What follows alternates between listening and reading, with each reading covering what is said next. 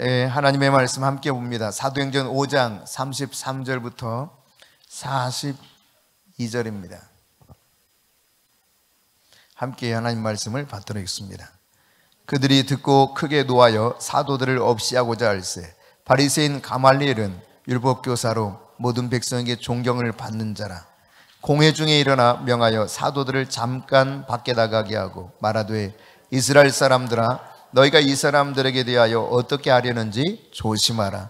이전에 드다가 일어나 스스로 선전하며 사람이 약 400명이나 따르더니 그가 죽임을 당하며 따르던 모든 사람들이 흩어져 없어졌고 그 후 호적할 때 갈릴리의 유다가 일어나 백성을 꿰어 따르게 하다가 그도 망한즉 따르던 모든 사람들이 흩어졌느니라.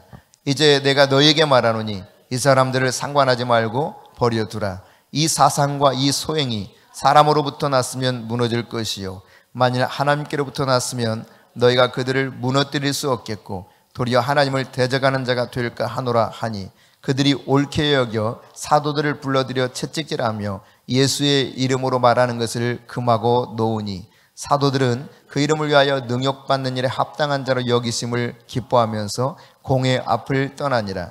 그들이 날마다 성전에 있든지 집에 있든지 예수는 그리스도라고 가르치기와 전도하기를 그치지 아니하니라. 아멘. 네, 오늘 이제 사도행전 5장 마지막 끝부분 우리가 살펴보면서 하나님께서 우리에게 주시는 말씀을 같이 생각해 보려고 합니다. 예수님의 제자들, 즉 사도들은 그들이 계속해서 복음을 전하고 또 그들을 통해서 기사와 표적들이 많이 일어났죠. 이런 사도들의 증언과 더불어서 반대급부적으로 유대교의 그런 교권을 가진 사람들, 대제사장과 17절에 보면 대제사장과 사두개인의 당파들이라 그랬죠. 그들은 이 사도들의 이러한 증언하는 모습들을 가만히 두고 보기를 원하지 않았습니다. 그래서 사도들을 붙잡아서 옥에 집어넣는 이런 모습들을 보여주고 있습니다. 근데 이 당시 이제 율법 교사였던 가말리엘이 이 사도들과 그리고 사도들을 핍박하는 대제사장과 사두개파 사람들 사이에서 중재를 소위 시도하거든요. 34절에 보면 같이 읽어볼까요? 바리새인 가말리엘은 율법 교사로 모든 백성에게 존경을 받는 자라. 공회 중에 일어나 명하여 사도들을 잠깐 밖에 나가게 하고 그랬어요. 이제 잠깐 밖에 나가도록 한 다음에 이제 안에 있는 이 유대교의 교권주의자들, 그러니까 대제사장과 사두개파 무리들이죠. 그러니까 소위 사내들인 공의원들입니다. 거의 대다수가. 이들을 대상으로 해서 이제 가말리엘이 이야기를 하고 있는 거예요. 이 가말리엘은 당시에 이제 힐렐 학파와 샴마이 학파가 있었는데 샴마이 학파는 좀 더 아주 뭐라고 할까 강력한 보수적인 그런 주장을 하고 있는 사람들이라면 힐렐 학파는 조금 온건주의적인 성격을 가지고 있는 유대인들이었는데 이 힐렐 학파의 힐렐의 손자가 가말리엘입니다.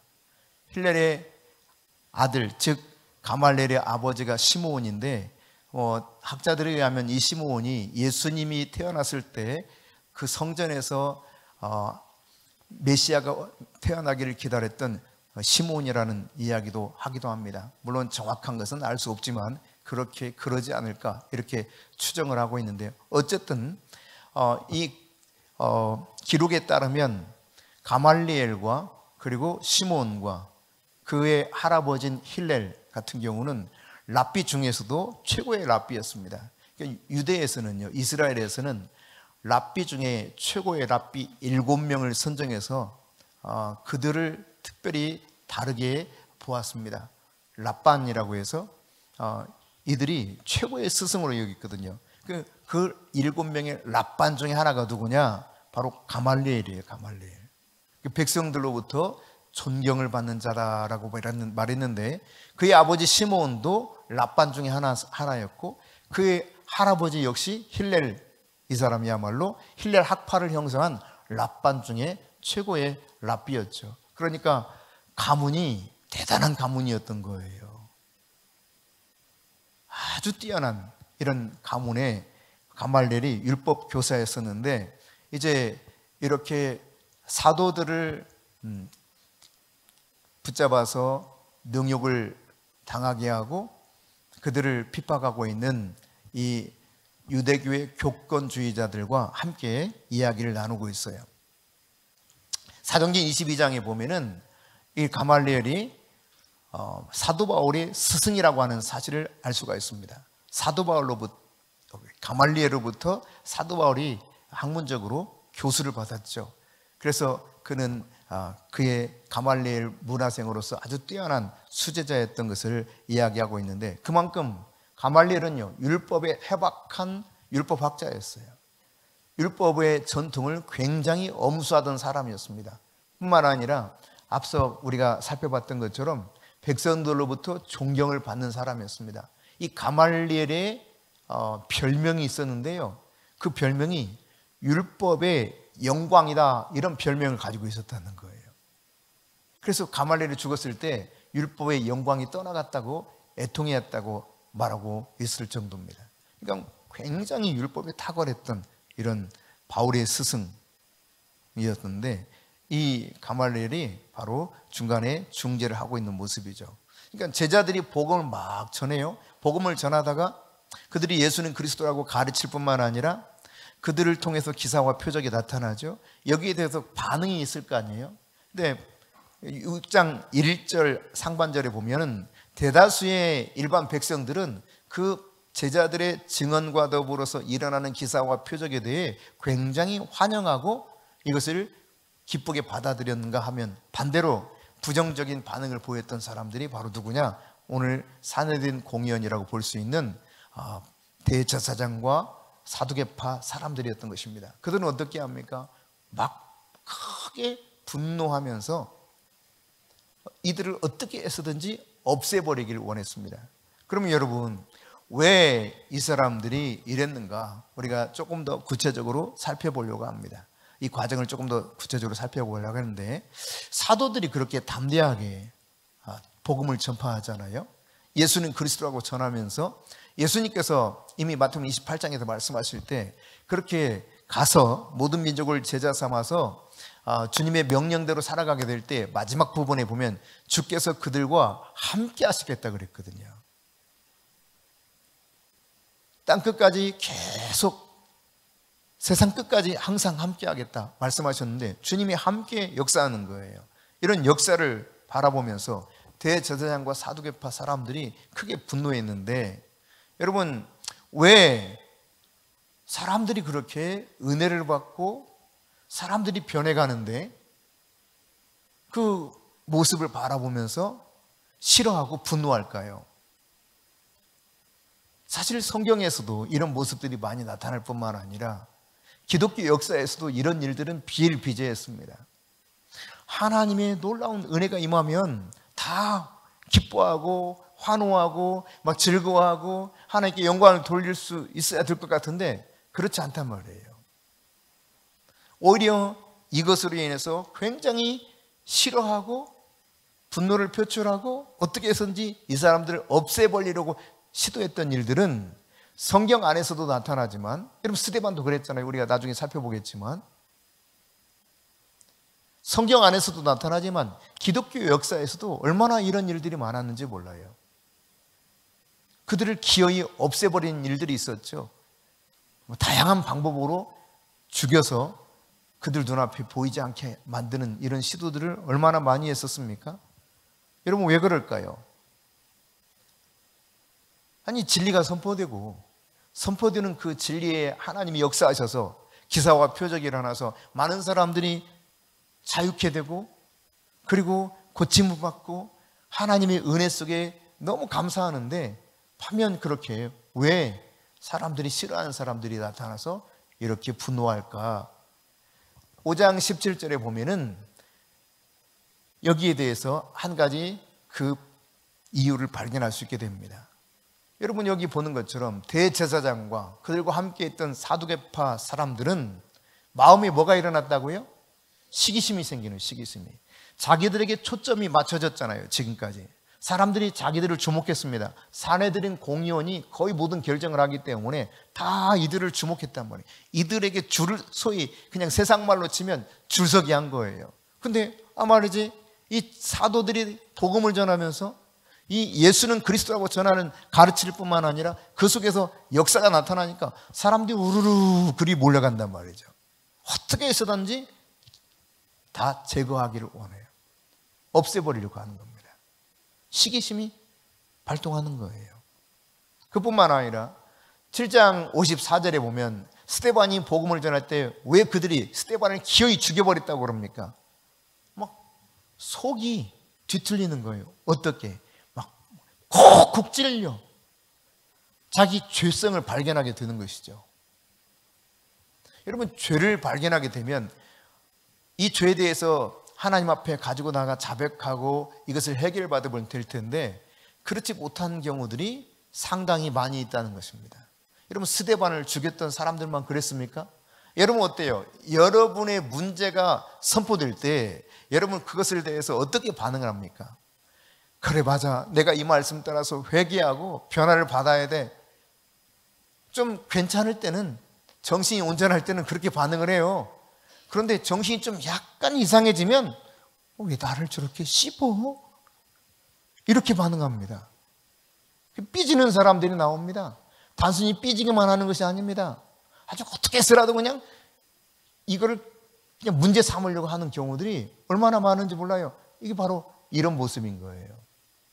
진리가 선포되고 그 진리로 인해서 하나님의 은혜가 임하는데 이로 인해서 사람들은 시기하거나 혹은 마음의 찔림을 받으며 동시에 일을 가로요. 일을. 그리고는 어떻게 했습니까? 결과적으로 돌을 들어 쳐서 스데반을 죽였단 말이에요. 죽이는 데까지 가더라. 이게 말이죠, 죄성을 가지고 변하지 않으려고 하게 되면 이런 일들이 사도들 삶에서 일어났을 뿐만 아니라 그리고 그 이후에 초대교회 성도들 안에서 끊임없이 계속해서 기독교 역사 속에 이런 일들은 계속되어 왔다는 이야기입니다.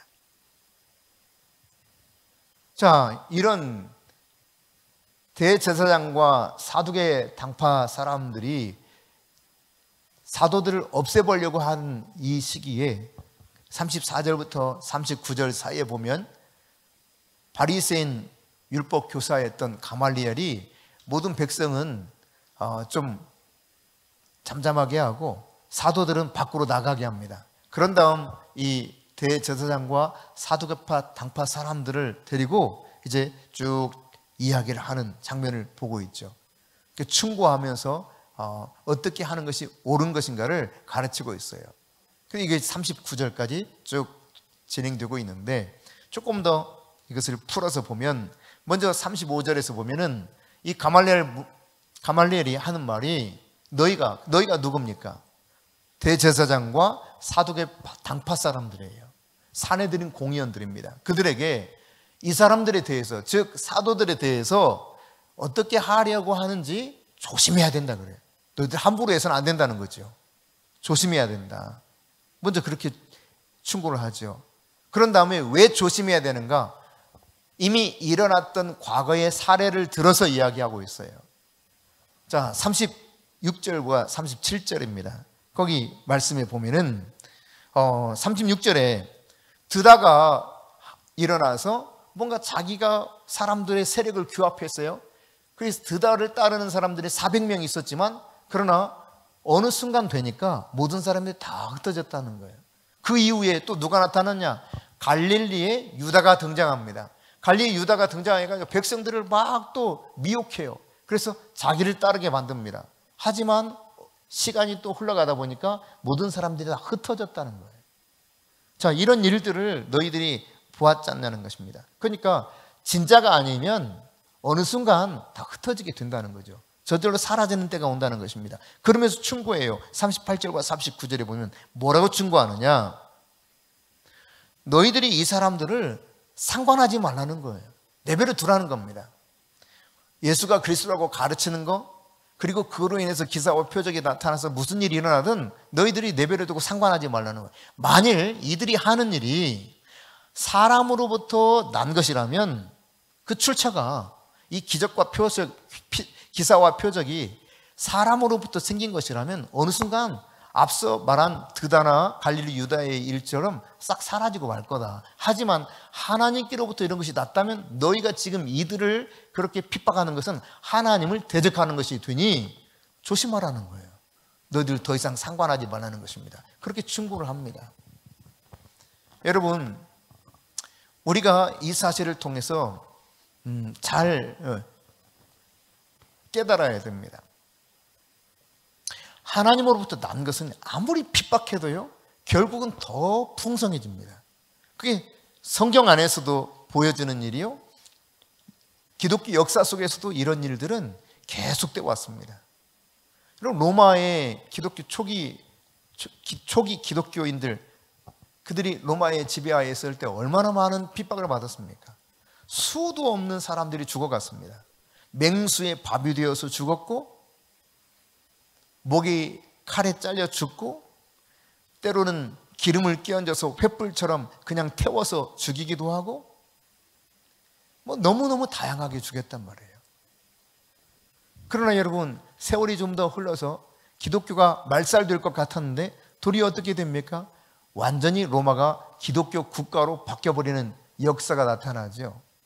물론 이것이 기독교에게서 기쁨이기도 하지만 한편 기독교가 정말 힘없는 기독교로 전락하는 계기가 되긴 했지만, 아무리 핍박해도요, 진리는 살아서 역사합니다. 예수 그리스도는 이렇게나 저렇게 하나 다 전파되게 되어 있어요. 바울이 말하고 이제 빌립보 성도들에게 외모로 하나 참으로 하나 전파되는 것은 그리스도라는 거예요. 사람들이 어떻게 하든지 복음은 매이지 않습니다. 예수 그리스도의 복음은 계속 퍼져나가게 되어 있어요.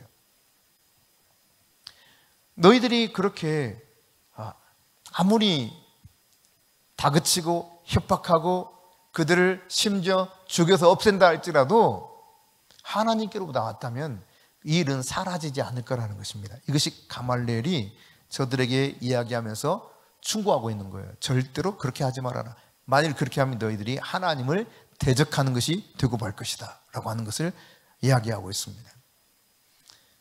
여러분, 그런 다음 40절에 이 가말리엘의 충고를 받아들였던 대제사장과 사두개파 사람들이 어떻게 합니까? 40절 같이 읽습니다.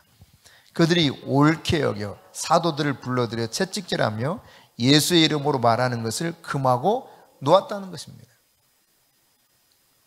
여러분, 가말리엘은 율법에 아주 탁월한 학자였다고 그랬죠. 게다가 백성들로부터 매우 존경받는 그런 사람이었습니다. 앞서 설명드렸던 것처럼 이 집안 자체가 말이지, 할아버지부터 아버지 그리고 가말리엘에 이르기까지 랍비 중에 최고의 랍비였어요.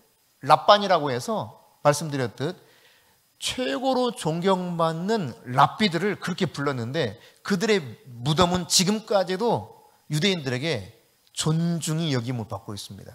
여러분, 지난주 영상인가 지지난주 영상인가 보면 왕의정은 요한계시록에 올라갔던 영상에 보면은 유대 청년들이 총을 메고 이렇게 움직이면서 무덤에서 이렇게 하는 모습을 봤을 거예요. 물론 무덤이 우리식의 무덤이 아니라서 저게 무덤인가 싶어서 여러분이 잘 구분이 안 됐을지 모르지만, 그 몇 사람이, 그게 밤입니다. 밤 9시쯤 됐을 때예요. 그 시간이. 근데 자기들 군 복무 마치고 이제 이번에 안 사실인데, 군인들은 잠잘 때도 총을 메고 있어야 된대요. 군법에 의해서. 이스라엘 군인들은 항상 총을 지니고 다닙니다. 그러니까 총을 가지고 거기 그 랍반이라고 하는 소위 위대한 랍비들의 무덤이 있는 그곳에서 계속 그들을 생각하면서 기도하는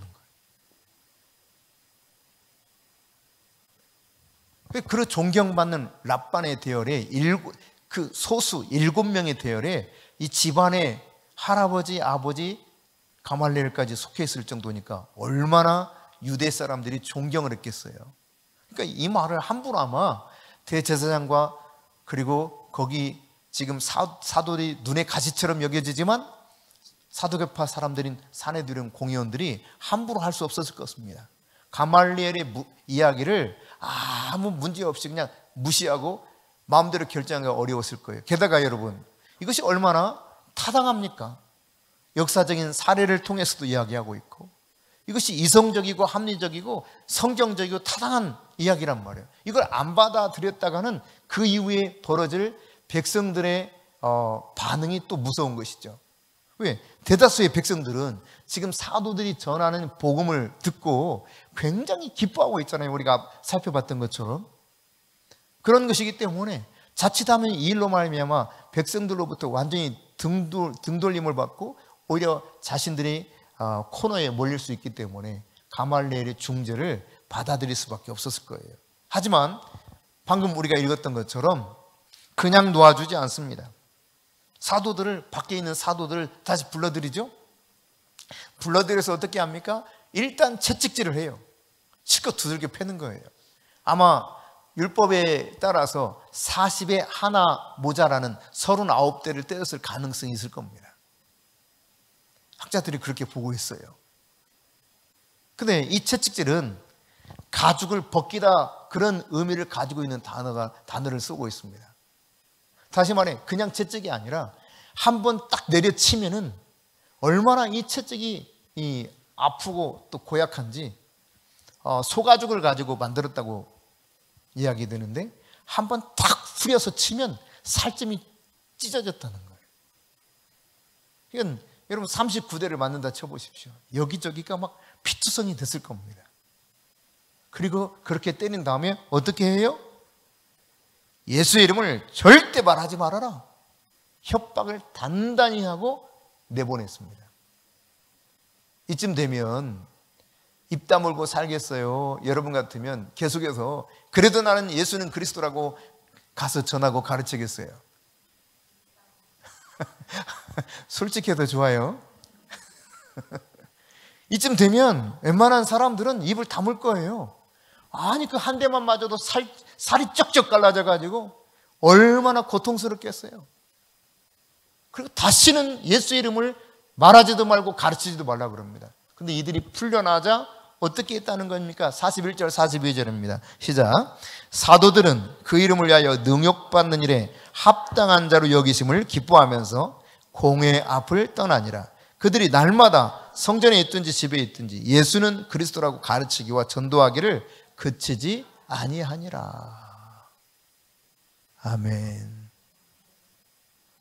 여러분, 이렇게 심하게 채찍질을 당했는데도 불구하고 저들은 나가자마자 기뻐해요. 무엇 때문에? 예수 이름으로 인해 능욕받는 것을, 예수 이름 때문에 핍박받는 것을 기뻐한단 말이에요. 이런 복음을 전하다가 어때요? 사람들이 여기 오면 조금만 눈만 휙휙 쳐다보고 막 한 소리만 해도 그냥 속이 그냥 뒤집혀가지고 어쩔 줄 몰라 할 때가 많죠. 그리고 두려워서 더 이상 이제 그냥 하고 싶은 의지가 막 사라져버리죠. 이들은 그렇게 단단히 핍박과 협박을 받지만, 능욕을 당하지만 도리어 기뻐해요. 성경은 그렇게 말하고 있잖아요.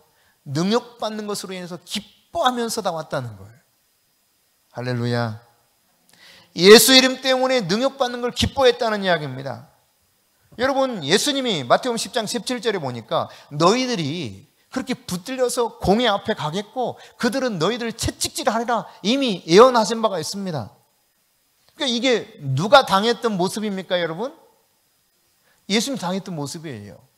그러니까 예수를 따르는 자는 예수님처럼 이렇게 당할 수 있다는 이야기입니다. 그러니까 진실로 내가 예수님처럼 살기 원하고 예수의 진정한 제자가 되면 모든 사람이 나를 환영하는 게 아니에요. 어둠에 쌓여있는 사람들이, 즉 어둠이, 마귀가 사람들을 충동하고 사람들을 분노하게 만들어서라도 우리를 협박하고 우리를 핍박하고 할 수 있다는 이야기입니다. 지금 제자들이 잘못한 게 있습니까? 제자들이 지금 무언가 진실이 아닌 것을 말한 적이 있습니까? 아닙니다, 여러분. 진리를 선포했어요. 예수가 그리스도다. 당신들이 그토록, 우리가 그토록 기다려왔던 메시아는 예수와 그분이다 라고 하는 사실을 선포했던 것입니다. 그 복음을 가르치고 복음을 선포했더니 성령이 함께 하셨어요. 예수께서 함께 하셨어요. 그래서 기사와 표적이 일어나서 병든 자가 나음을 얻고 귀신이 떠나가면서 고침받고 매었던 자들이 풀려나게 되었습니다. 이런 일들이 일어나는 것은 사람들로 하여금 시기가 일어나게 만들고 사람들로 하여금 분노가 일어나게 만든다 이 말이에요. 복음은 진리이기 때문에 빛과 어둠이 함께할 수 없는 것처럼 진리가 선포되면 비진리 안에 사는 사람들은 굉장히 불편해요. 그러니까 하나님의 말씀이 선포될 때 내 마음이 불편하다 싶으면 깨달아야 돼요. 아, 나에게 지금 성령께서 가르치고 계시는구나. 콕콕 찌른다. 틀림없습니다. 성령께서 여러분이 말씀하는 거예요. 100%. 100%입니다. 꼭 나한테 들으라는 소리 같다. 100% 진리가 지금 선포되고 있는 것입니다. 물론 인간적인 어떤 것들을 이야기한다고 했을 때 그것이 다른 경우가 될 수 있겠지만 하나님의 말씀이 선포되고 있는데 그 마음이 찔린다. 틀림없어요. 성령께서 내 마음에 지금 돌이키기를 원하면서 사인을 주고 있는 것입니다. 내가 어떻게 그런 반응할 것인가예요. 만일 내 마음이 찔리는데 그냥 이를 갈면서 돌을 들어서 치려고 했던 스데반을 대했던 사람들처럼 혹은 오늘 등장하는 대제사장이나 사두개파 사람들처럼 그냥 채찍질하면서 너 그렇게 하지 마 라고 협박하고 싶은 마음이 내 속에서 일어난다. 혹은 유사한 행동을 한다. 그렇다면 여러분은 하나님의 사람이 아닙니다. 마귀의 종로로 하고 있는 거예요.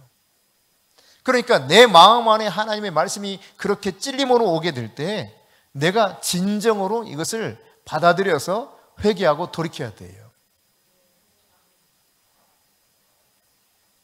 나에게 왔던 관심과 사랑이 진리가 운행될 때 진리와 함께하는 사람에게 관심이 쏠리거든 기뻐하고 즐거워하면서 기꺼이 나도 그것을 받아들일 수 있어야 됩니다.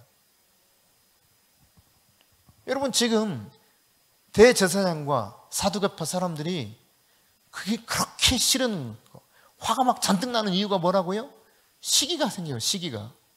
아니 제자들이 너무 인기가 많아. 사람들이 다 제자들을 따라간단 말이에요. 지금까지 다 자기한테 왔어. 자기들한테. 율법 교사들이잖아요. 게다가 정치적 권력이 있는 소위 사내들인 공의원들입니다.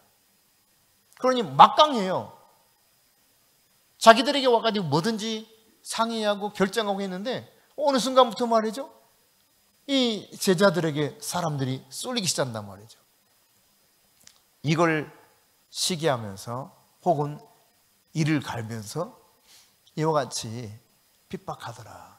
근데 이 말씀은 예수님이 이미 예언하신 말씀 그대로 성취되고 있다는 사실입니다.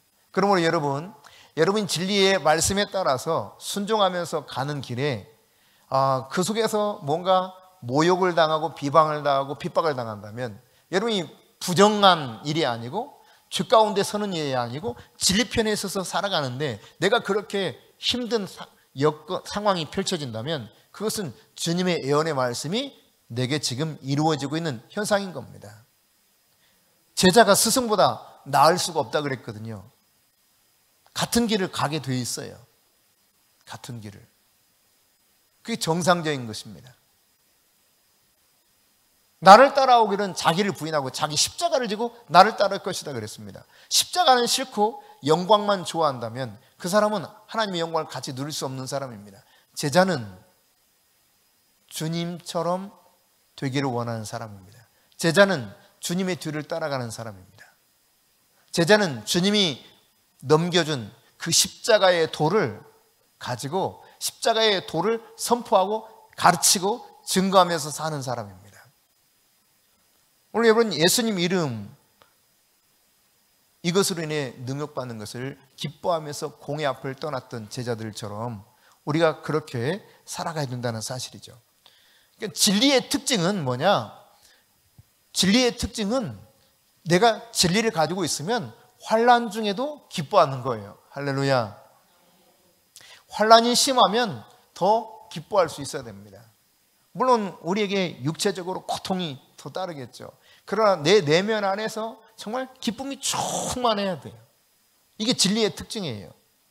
근데 내가 진리 안에 서 있지 못하면 진리로 인한 환난과 핍박과 어려움이 오면 금세 흔들흔들. 마치 예수님의 비유의 말씀처럼 예수님께서 이런 말씀하셨죠. 씨앗을 뿌리는 농부가 있는데 어떤 것은 길가에 떨어지고 어떤 것은 돌짝밭에 떨어진다 그랬어요. 어떤 것은 가시덤불에 떨어지고.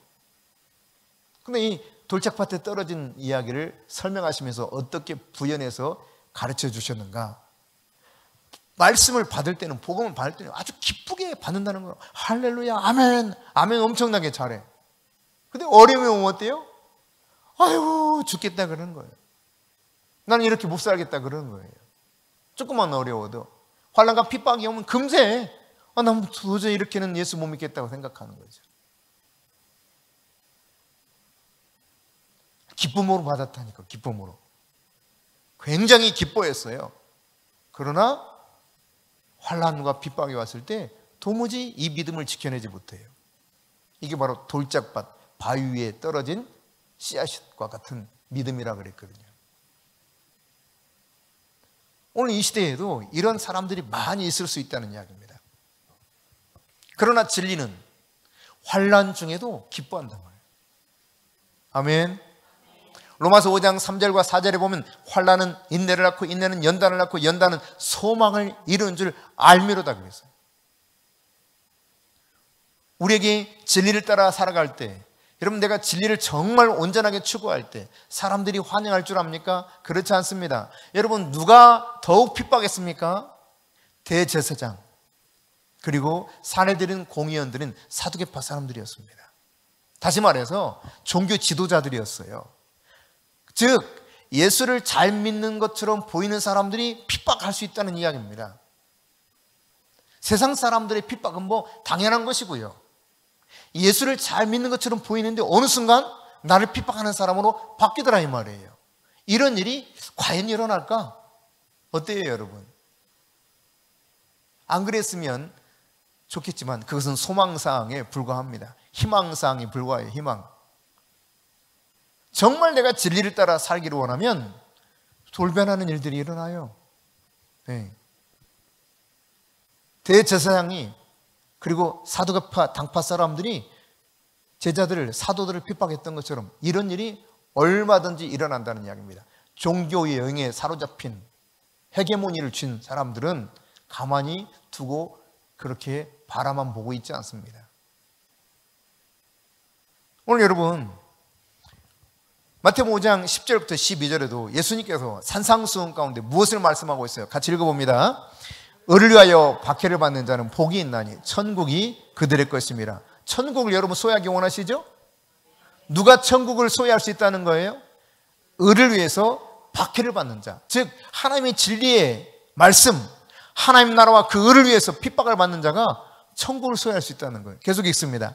나로 말미암아 너희를 욕하고 박해하고 거짓으로 너희를 거슬러 모든 악한 말을 할 때는 너희에게 복이 있나니. 예수님으로 인해서 이처럼 욕을 하고 박해를 하고 막 거짓말을 지어내가지고 어렵게 만들고 한다면 뭐가 있다? 복이 있대요. 복이. 아멘. 이 진리인 것을 믿어요? 12절 시작. 기뻐하고 즐거워하라. 하늘에서 너희의 상이 큼이라. 할렐루야. 하늘에서 정말 여러분 상이 크기를 원해요? 하늘에 그냥 상이 하나도 없기를 원해요? 정말이죠? 그럼 어떻게 하면 좋겠어요? 의 때문에, 하나님 나라를 때문에, 예수 그리스도 때문에 핍박을 받고 욕을 당하고 그냥 몽땅 거짓말을 지어내가지고 내가 그냥 곤고에 처하게 만들고 이런 일들이 나에게 벌어지면 어떻게 하라? 기뻐하라. 왜? 하늘의 상급이 크다. 할렐루야, 할렐루야. 여러분에게 하나님의 나라에 갔을 때 상급이 크실 수 있기를 축복합니다. 개털 모자보다 면류관 쓰는 게 좋지 않겠어요? 여러분 이제 개털 모자 쓸래요?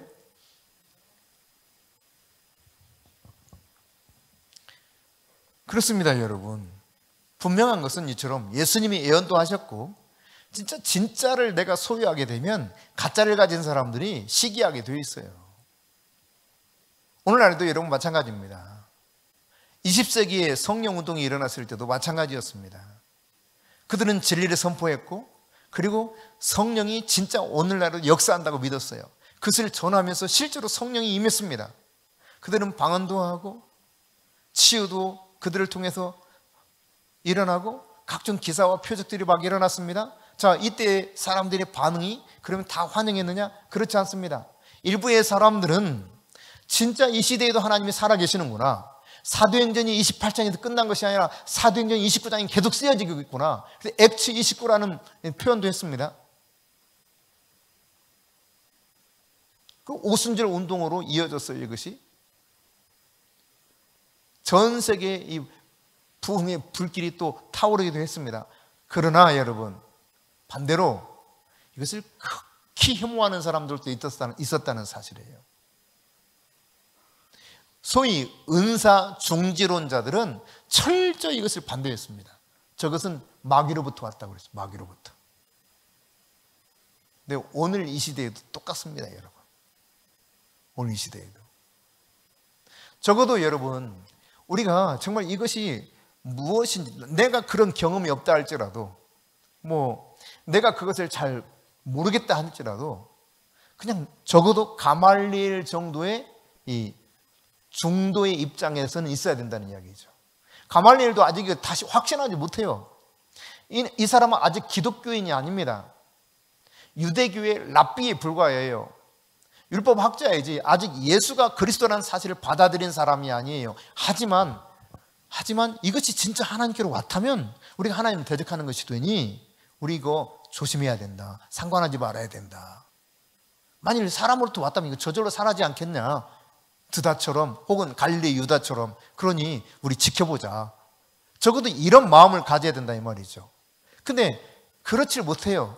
많은 성도와 또 많은 영적 지도자들이, 많은 신학자들이 그렇지 못합니다. 지금도 우리나라에 이게 팽배합니다. 지금 로잔 위원회에서 사도행전을 이제 강해하자 해가지고 사도행전을 지금 계속 강해하고 있어요. 그리고 그러면서 오늘 이 시대도 다시 한번 하나님의 그 부흥의 불길이 일어나기를 원하면서 이걸 이제 쭉 주도하는데, 전에 아마 작년 11월에 뭡니까? 다니엘 기도회 할 때 유기성 목사님이 강사로 한번 쓴 적이 있을 겁니다. 그리고 마지막에 로잔에서 사도행전 말씀을 가지고 할 것을 쭉 이야기하면서 마무리 지었던 것이 있을 거예요. 그래서 이제 한국에도 지금 그렇게 시도하고 있는데 여기에도 찬반이 아주 팽팽합니다.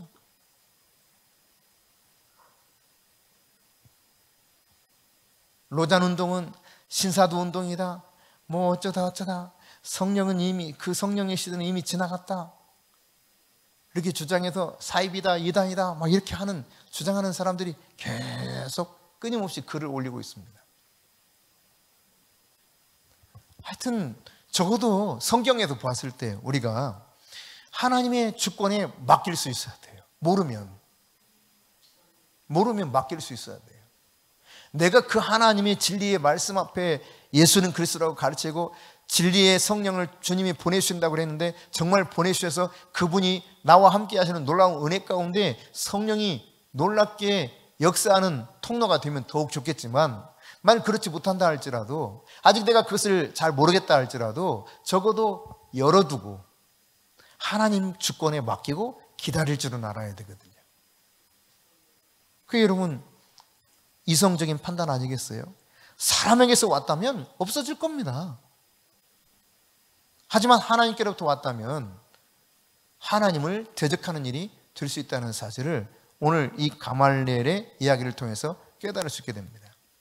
한편 여러분, 우리가 이 제자들, 사도들의 입장에 되어서 복음을 전하고 있는 사람이라면 여러분이 아까 말씀하셨던 것처럼, 대답하셨던 것처럼, 비록 채찍질 당하고 환난을 당하고 핍박을 당하고 박해를 당하고 모욕을 당하고 욕을 당해도 예수 이름 때문에 내가 능욕받고 나는 천국에서 상이 크리라 생각하고 믿음을 가지고 기꺼이 여전히 기쁨으로 십자가의 복음을 가르치고 전하는 일에 앞장서시겠습니까?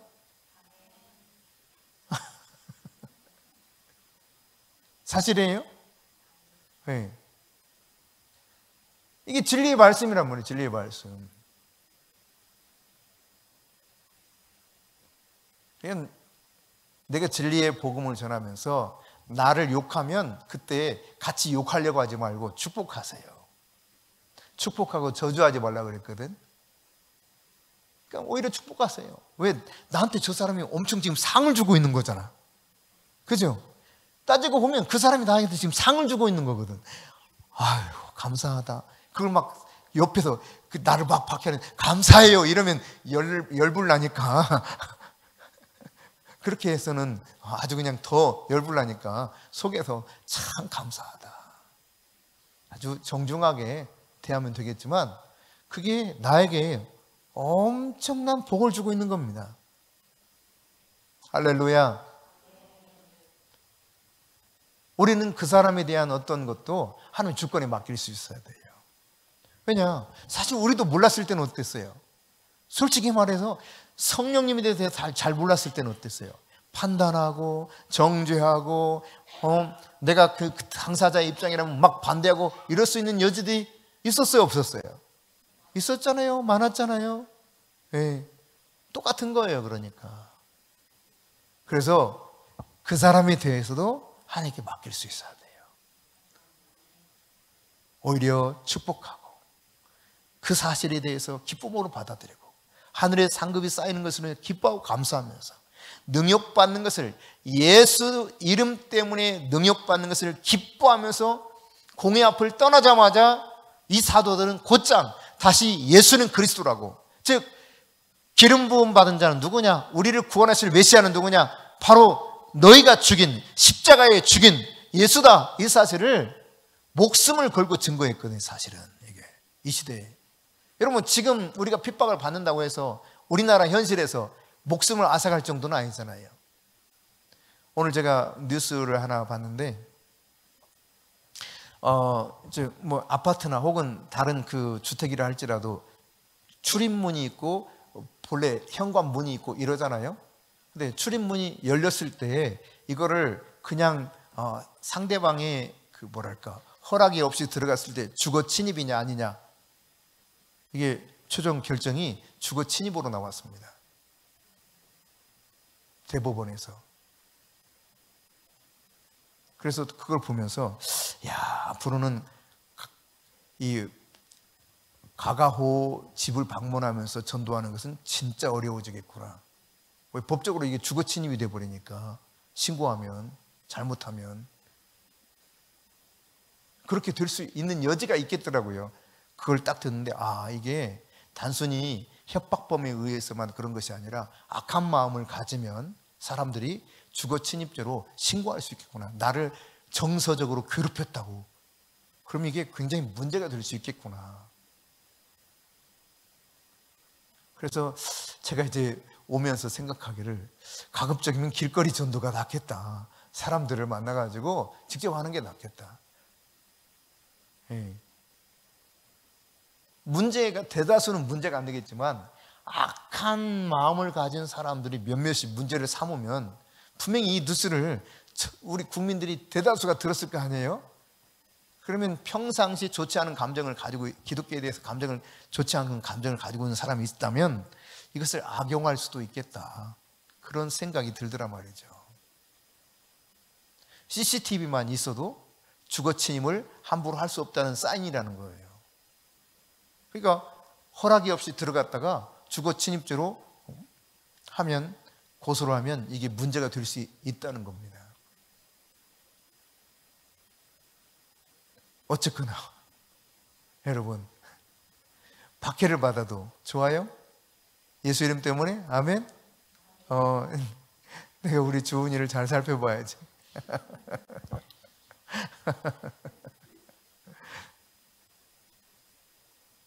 우리 보람이를 잘 살펴봐야지. 우리 희선이를 잘 봐야지. 눈여겨봐야지. 내가 하원이를 진짜 눈여겨볼 거야.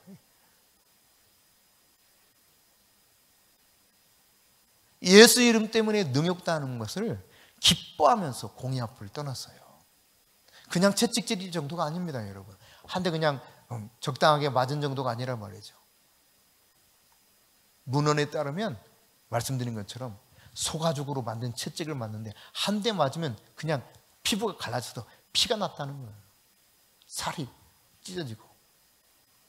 그리고 추측하기로는 39대 맞았을 것으로 이렇게 추측을 해요. 분노가 아주 가득 찼었고 이들을 없애버리려고 했기 때문에, 즉 죽이려고 했기 때문에 법에 의한 최고의 태형은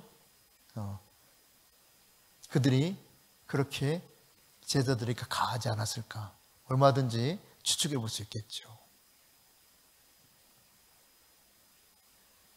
자, 앞으로 그러면 계속해서 이런 일이 있으리라고 그들은 생각을 안 했기 때문에 기뻐하면서 또다시 가서 예수는 그리스도라고 전했을까요? 아니죠. 더 심한 핍박과 박해가 있을 수 있고 목숨이 끊어질 수 있다는 생각을 그들이 안 할 리가 없습니다. 그럼에도 불구하고 이 복음을, 진리를 사수하는 것, 이 진리의 복음과 그 어떤 것도 바꿀 수 없었던 것이죠. 예수 그리스도의 이 복음과 어떤 것도 바꿀 수 없는, 왜 그분이 나를 십자가의 복음으로 사셨잖아요. 그분이 이제 주인이요, 주인 되신 그분 우리에게 말씀하시기를 세상 끝날까지 내가 너와 함께 할 테니 너는 내가 가르친 이 복음을 가서 전하고 가르쳐라. 그래서 그들이 제자 되게 만들어라 했기 때문에 이 일에 목숨을 건 겁니다. 여러분, 제자들이 다 그렇게 목숨 걸고 복음 전했잖아요. 자연사 한 사람이 유독 사도 요한밖에 없었다는 사실이죠. 그것도 사도 요한도 그냥 자연사하게 내버려 둔 것은 아닙니다. 죽이려고 시도했단 말이에요. 펄펄 끓는 물에 집어넣는데 멀쩡히 나와. 아니면 질리겠죠. 얼마나 참 무서울까요? 그렇게 했던 사람들도 아마 겁이 날 거예요. 그래서 안 되겠다 싶어가지고 밥 먹으면 유배를 시키지 않습니까? 실제로 역사 속에서요, 불구덩이 속에 집어넣는데 하나도 안 타고 나왔던 이 사드락, 메삭, 아벳느고처럼 기독교 역사 속에 그런 일이 있었어요. 그 전에 아주 굶주린 사자 앞에, 맹수 앞에 딱 내놨습니다. 사자가요, 이 사람을 안 잡아먹어 버리는 거야. 이 사람 잡아먹으라고 사자를 풀어줬는데, 그래서 이 분노를 가라앉히지 못하고 이 사람 다시 불에 집어넣습니다. 불에. 근데 불에 타질 않아. 결국은 목 잘라 죽였어요. 그럼에도 불구하고 복음 앞에서 뒤로 물러서지 않아요. 박해를 받는다고 진리를, 내가 진리가 아니라고 말하지 않는다, 이 말입니다. 왜? 하나님 말씀이 그들에게 약속하신 상급이 있을 뿐만 아니라 하나님의 말씀 안에서 이미 주님이 보내주신 성령이 그들 안에 있었기 때문에 그들 안에서 평강이 넘치는 거예요. 여러분, 기독교 초기 역사 속에 순교 사화가 있습니다. 책이 이렇게 두꺼워요. 다 순교자 이야기예요. 얼마나 많은 사람들이 순교를 당했는지 몰라요. 초기 기독교에만. 그것도 유명한 사람들만, 그냥 부수적으로 죽은 사람들은 아예 거기 들어가지도 못하고 유명한 사람들의 이야기만 이렇게 두꺼워요. 그래도 알려진 사람들 중심으로 수도 없는 사람들이 죽어갔습니다. 그래도 그들이 그 박해 앞에서 뒤돌아서지 않았다는 이야기입니다. 우리나라 기독교 초기에 들어왔을 때도 마찬가지입니다, 여러분.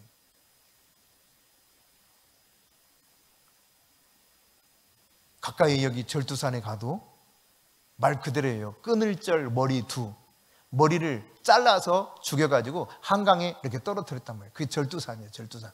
그래서 절두산이에요. 머리를 잘라서 던졌던 자리, 이름하여 절두산. 그 조금만 가면 있잖아요. 여기서 한 30분만 가면 그걸 다 보는데도요, 사람들이 예수를 부인하지 않습니다. 타협하지 않습니다. 충남 해미에 가면은 아예 이 묘자리를 크게 팠어요. 크게. 거기에 동네 사람 다 집어넣었어. 거기 동네가 다 믿어. 그래서 어른들부터 애들까지, 꼬맹이들까지 다 구덩이 집어넣었어요. 그리고 묻는 거예요. 지금이라도 예수를 부인하면 꺼내주겠지만 그렇지 않으면 너희들 그대로 산매장 시킨다. 아무도 안 나와요. 실제로 거기서 다 산채로 매장을 당했습니다. 그게 기독교 역사입니다. 이런 믿음이 없이 마지막 때 우리 믿음을 제대로 과연 지켜낼 수 있겠는가? 근데 이 믿음을 지켜내려면 지금 믿음을 지키는 훈련이 필요하다는 이야기입니다. 지금 내 믿음을 훈련하지 않으면 갑자기 믿음이 쑥 들어와서 내가 그걸 그 상황 속에서 이겨낼 수 있겠습니까? 아마 대다수는 다 배교하고 돌아설 가능성이 많은 그런 성도들일 것입니다. 한 가지 이야기하고 마무리하겠습니다. 제가 어느 글에서 읽었는데요, 저기 아프리카 수단에서 그런 일이 있었다 그래요. 어떤 사람이 콜라가 마시고 싶어가지고 가게 들어가서 콜라를 달라고 했어. 그랬더니 콜라 병인데 뚜껑이 환타더래, 환타. 그래서 아니 왜 뚜껑이 환타냐 그랬더니 거기서 하는 말, 재생이라고 해요. 재생. 이거 그러니까 괜찮다고, 이거 재생해서 쓴 거니까 괜찮다고 그러더래요. 가지고 이제 샀어. 돈을 주고. 근데 까고 마셨는데 환타야. 그러니까 아니 당신 말이야, 이 뚜껑만 환타하다고 하더니 아니 왜 이 내용물도 환타냐, 나는 콜라를 마시려고 그랬는데, 그 사람 말, 병이 콜라면 콜라다 이거야. 이게 실제입니다. 실제 병이 콜라면 콜라다고 그러더래요. 기가 막힌 일이죠. 말도 안 되는 일이지만 이게 막무가내니까. 근데 이걸 가지고 그분이 이런 글을 썼어요. 오늘날 기독교가 이와 유사하다. 겉에는 멀쩡한 기독교, 멀쩡한 신자인데 아니 내용물이 너무 달라. 콜라가 환타인데 콜라라고 우기는 것처럼.